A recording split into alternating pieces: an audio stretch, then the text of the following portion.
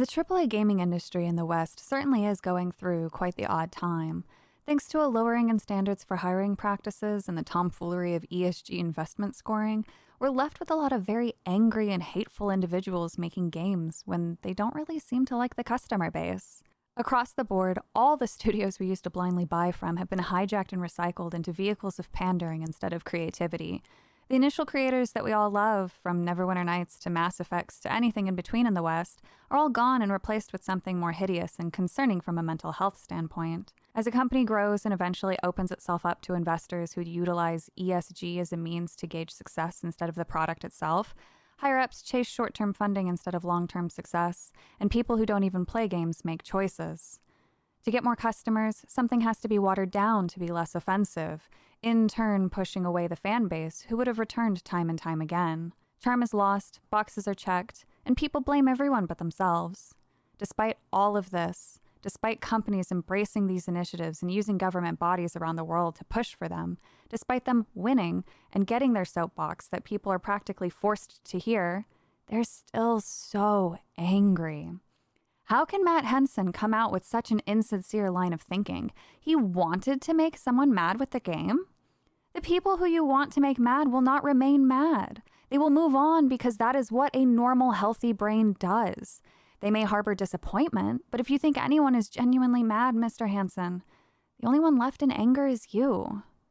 But Matt isn't the only one that we've seen like this. We have endless amounts of tweets where community managers hate gamers, where certain staff hate white men, where consultants hate this, hate that, and they claim that they're the ones with answers. But the only thing that makes them an expert is the fact that they're not white?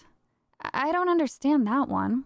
Hate drives these people. And I fear that it comes from a place of trying to reject reality, that they boxed themselves up so tightly to be accepted by a tribe, that they forgot that there is fun in creating an imagination.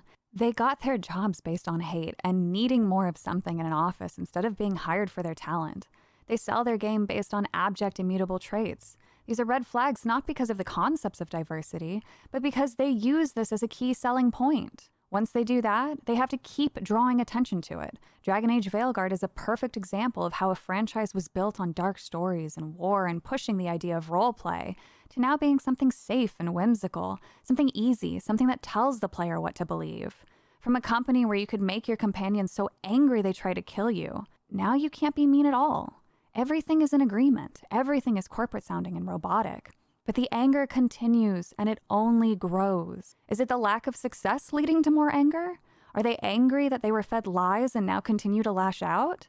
They were told that they were the primary voice, but in truth, it was just a house built on sand, and the slightest of shifts has caused it to collapse. They can hate, they can cry, but it won't change the quality of the work that they put out. And when they lash out publicly in today's age of information, the lack of emotional maturity will have real consequences.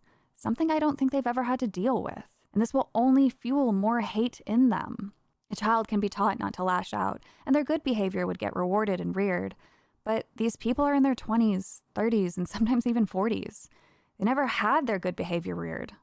And those poor behaviors, they're so much more difficult to unlearn now. If you've ever tried to quit a bad habit as an adult, you'll understand that it can be difficult. These people just want the instant gratification. But even if they do get it, it won't ever be enough because it will always cycle back to hate for them, a problem to apparently need solving. There was never a lack of diversity in games. We had games from studios around the world. It was never a problem when a Chinese studio told Chinese stories, a Japanese studio telling Japanese stories. So why is it a problem in America? Why is there so much hatred around it from people who seemingly don't have the skills to back up what they're complaining about? They're not solving a problem. If anything, they've halted the industry.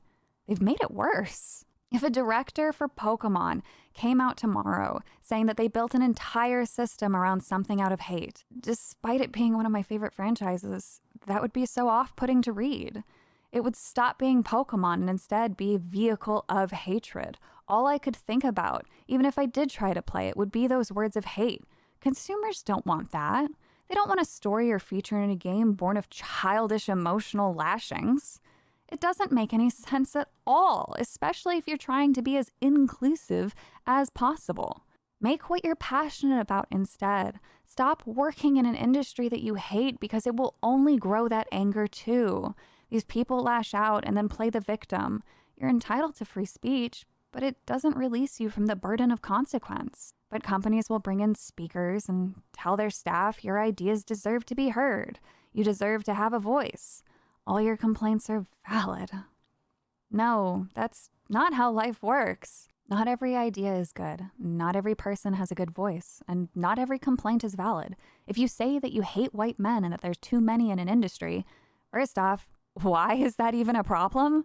And second, you know nothing about global demographics and live in a headline-obsessed bubble chasing down tribal markers so that people see you as virtuous, instead of you actually being virtuous. I don't remember Halo being made out of hate. I don't remember anyone on the Halo team saying they hated a demographic. They just made a game that they wanted to play, which is how a lot of games were made. Back when it was actually a challenge to make games, when you had to get hired by a major company to even have any hope of learning tools that are now widely available, nobody did anything out of hate. It's easier now than ever to make games. But these people, through the advances of technology, they got their jobs without skills and they brought their hate with them. All they have are tears and HR threats. These consultant groups born from hate and negative emotion, instead of teaching groups of people to start new studios and tell new stories, demand access to existing studios. And if they don't get it, they label them names. They take advantage of fear, but no more. I'll leave you with what is my unfortunate but favorite example right now. CD Projekt Red, makers of Cyberpunk 2077 and The Witcher, I believe was bullied into becoming the monster that we see today. Back before CP77 dropped, an individual named Cypher on Twitter went on quite the tirade, calling them transphobic and racist. She said things no professional individual would ever say if they intend to work with a company. But within a few months, she was given all sorts of gifts, and the complaints stopped. Cypher has access to DEI groups. One she started herself, but she was also on the board of several others. She didn't get gifted anything because of the size of her platform. Sure, she has followers, but she doesn't drive viewership or engagement herself. She's not capable of being useful in a marketing campaign. However, she is connected to a web that controls so much right now, and I firmly believe CDPR only adopted all of the DEI because they set up an American office, they were bullied into it, and believe it will lead them to success. But this will not happen. One of their other staff told a woman to stop complaining and called her a clown for mentioning DEI. Why didn't she get sent the free gifts? Or does it only work if you use the cancel words?